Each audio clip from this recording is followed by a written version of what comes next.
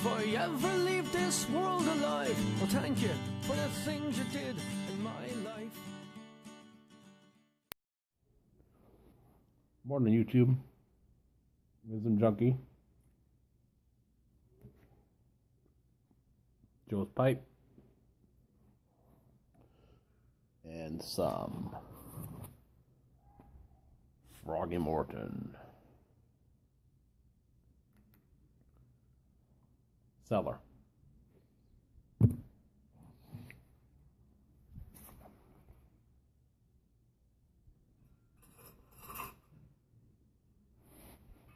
ever wonder why some people are miserable all the time? How some people just seem to get through life a lot more pleasantly than others?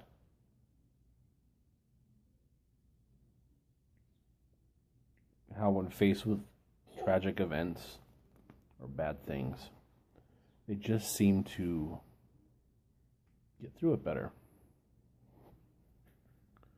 And why sometimes people seem to go out of their way to be offended about others, what they do, how they act, decisions that they make in their own lives.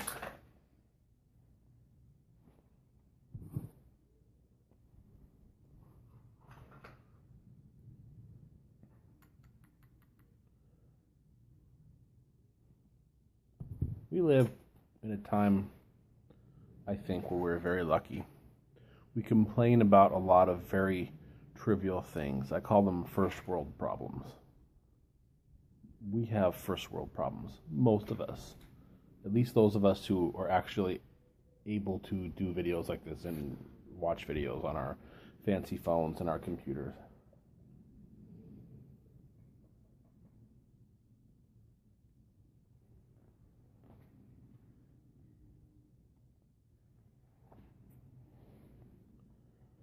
But what if it was all taken away from us? Everything. Stripped away, down to nothing. Taken from our homes, our families.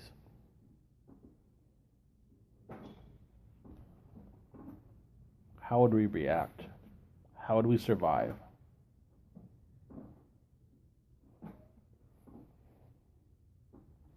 Meet Viktor Frankl. Viktor Frankl wrote a book called Man's Search for Meaning. Frankl was a doctor of psychiatry in the 1940s. He was also Jewish, and he was also brought to a concentration camp for being Jewish by the Nazis. And this book is partly about his story living through the concentration camp experience. And then later on, it's about his practice as a psychotherapist. And when you read a book about this guy and what he endured, his suffering, like many other people's stories and books, our own lives, our own sufferings begin to be very trivial.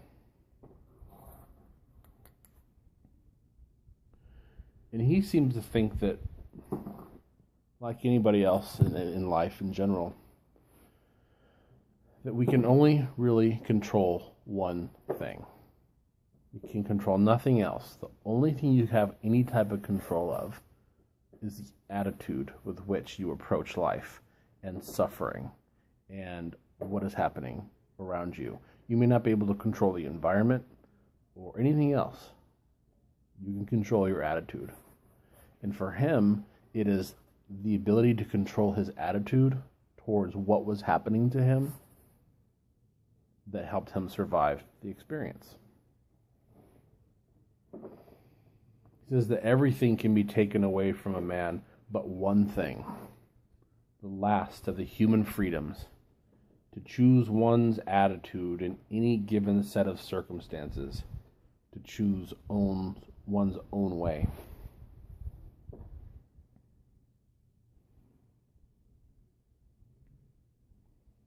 He says, in the final analysis, it becomes clear that the sort of person the prisoner became was the result of an inner decision and not the result of camp influences alone.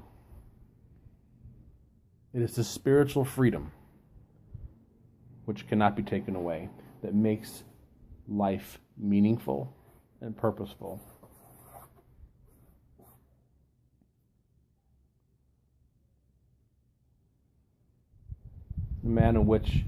The way in which a man accepts his fate and all the suffering it entails will add deeper meaning to his life.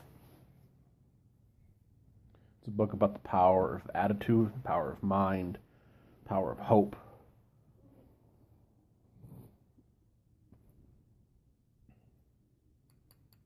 It tells a story of a fellow prisoner who had a dream that their concentration camp experience would be over with on a specific day. I think it was March 31st, and he had this several weeks prior. It was 1945, and yes, the war was coming to an end. And he had a premonition that they would be liberated on March 31st. March 31st came and still had not been liberated. By the end of the day, he died. He clinically died of typhoid, but he really died because he lost hope. He'd given up. Attitude, power of the mind. It's a book about finding a reason to live, finding a reason to move on, and pushing through it, through that sense of hope. And the power that that sense of hope and the mind actually has over the body.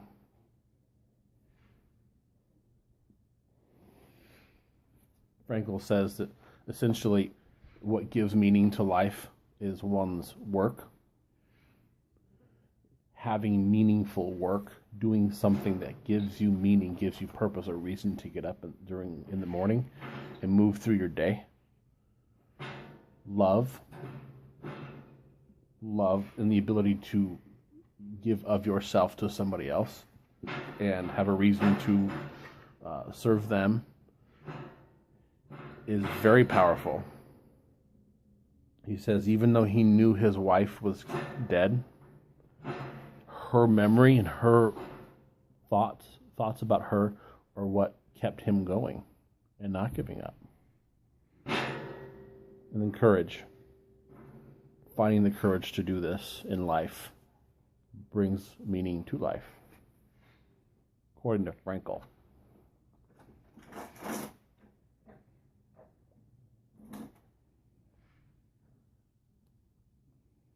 So,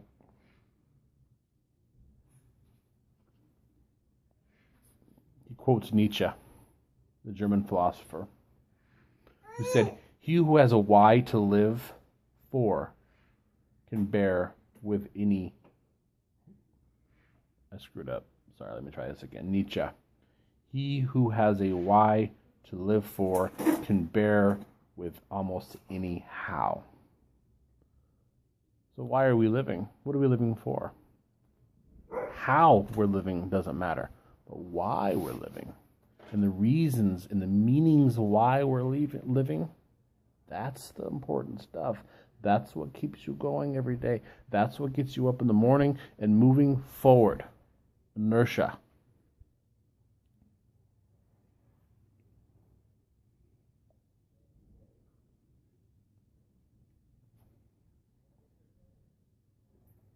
Even in suffering, he is unique and alone in the universe.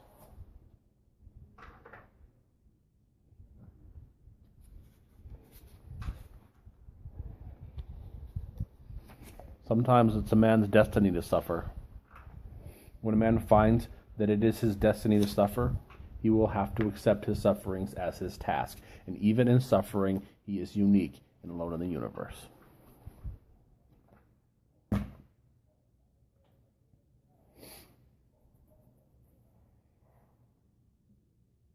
Life is suffering. Period. All the time. It's why we seek pleasure. It's why we seek happiness, to try to reduce and mitigate the suffering that we have in our lives. But you cannot always reduce and mitigate it. You will always be suffering. And it is our approach to our suffering, it is our attitude towards it, that brings us life, gives meaning to our life. Viktor Frankl, great book, great man. You can go through this story, read all about his experiences in the concentration camp. I just wanted to give you the gist. Good stuff. Smoking lamp is out.